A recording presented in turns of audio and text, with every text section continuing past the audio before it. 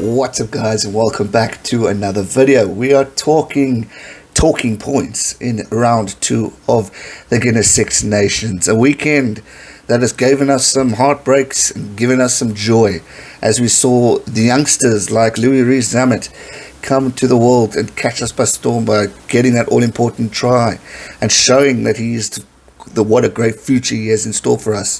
France taking on a phenomenal victory against Ireland, who just weren't capitalizing on opportunities. England rattled at the start against Italy but managed to come back, and these will be the talking points of today's videos and more. Questions, obviously. Let's start off with England and Italy. Now, just before that video was launched, or that stream happened and all that, I did a video where I was talking about promotion relegation. It has become the hot topic as Italy faced their 29th consecutive loss in Six Nations rugby. However, they had a hearty performance, they showed a lot, and I think they've scored the most points against England that they have since 2008. So it's all great stories, it is all great improvements, but Italy are still not picking up a victory. And it makes you wonder, if we go to Six Nations relegation and promotion and you kick out Italy and Georgia come in, won't Georgia be going through the exact same thing we're going through? Therefore, should this tournament be 5 nations? I don't know, we'll debate that for all. I think promotion relegation, because it just helps develop and grow the tier 2 nations. It will give opportunity. But here's a few stats for those who are in argument to this.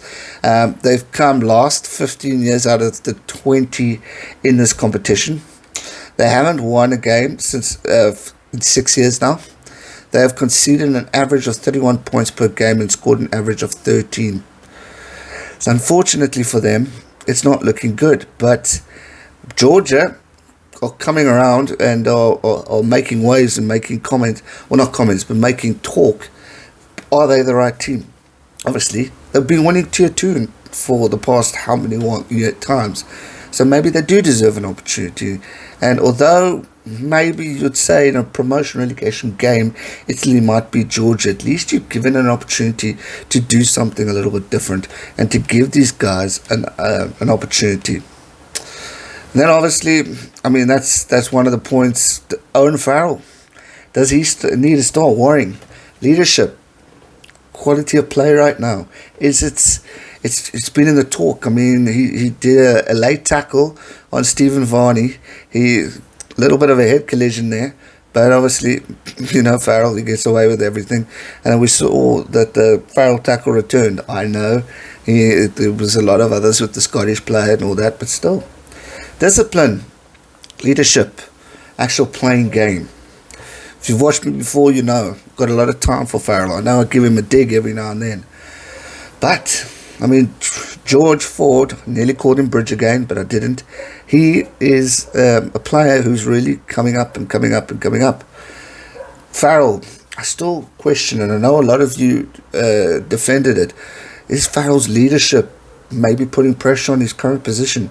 Should he drop captaincy right now and then, see how he plays? Some players work that way, but maybe not. For me, I think Farrell's still there for a while. I don't think he has to be worrying just yet. So, yeah, we'll have to wait and see. What do we make of Wales? Well, obviously, Louis Rees-Zammit, that pretty much sums it up. Great result for him to get the try, to get it in the hot, dying moments of the game where Scotland lost. But, Wales is pretty as what the scoreboards are telling us. They're getting the wins against Ireland and Scotland, which is great. But if you look at Ireland right now, they're not in the greatest form. Can we credit Wales now and say Six Nations champs? Or do we wait for the England and France games? Because technically those are what's going to be the deciders. We're seeing Wales move up from 9th to 7th in the World Rugby rankings. We're seeing positive outcomes here. I, for one, think they're on the mend. I think they are returning. I think they are showing improvement.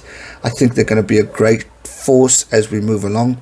Remember, new changes, new coaches, new things happening, now starting to gel. France weren't were in the exact same boat not too long ago, and maybe that's the case for Ireland, because that will be the next talking point after the Welsh one.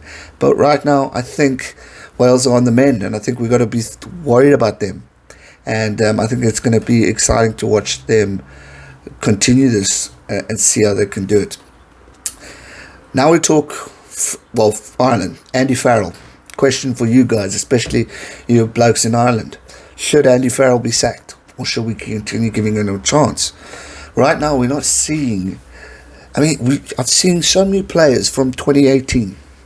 I'm seeing so much opportunities like we saw in 2018, but there's no form of capitalizing. They have a moment and then they die out, or they score a try, but then they just can't double it or can't do more. How did they lose this past weekend? They didn't capitalize on opportunities. France did. There was opportunities for Ireland to win, but they couldn't take it on. The defense wasn't too hot. Whereas France's defense was brilliant. The control in the defense is scarier than the attack for France rugby right now. So for me, it's just Ireland need a shake-up. And I hate saying, jeepers, fire the coach, fire this, because if we look at what Wayne did with Wales, they're on the mend. Eddie Jones has also had ups and downs with England, but he's also had great successes. So, I don't know.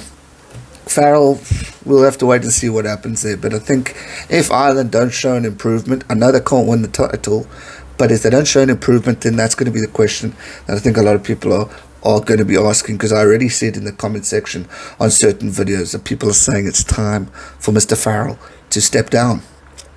And like I said it, I'll say it again, France's defense and control is scarier than their attack. That team's defense was on point yesterday. I think it was an 89% tackle ratio, pure class. The tackles they made was phenomenal. They were just brilliant.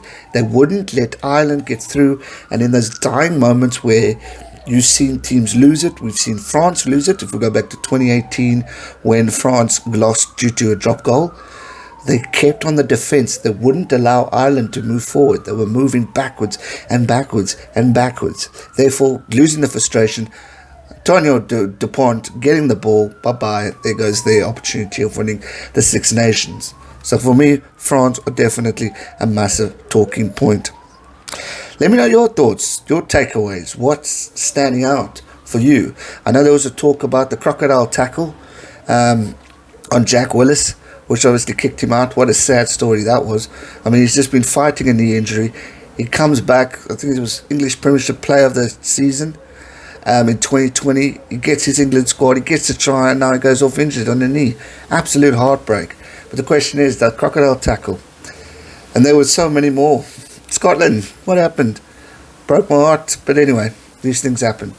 Let me know your thoughts in the comment section down below. What should we be watching? Who should we be alert? Oh, Wales on the rise. Will France win? What's going to happen? There's so much more to come as we hit unfortunate break in the Six Nations, but we will be back soon. So go hit that subscribe button. Join the family. So much more to come. And I look forward to welcoming you along the ride. That's going to do it for today's video. I hope you guys enjoyed it. Give it a thumbs up, subscribe if you're new, and I'll see you guys real soon for another one. Stay safe and never give up. Cheers.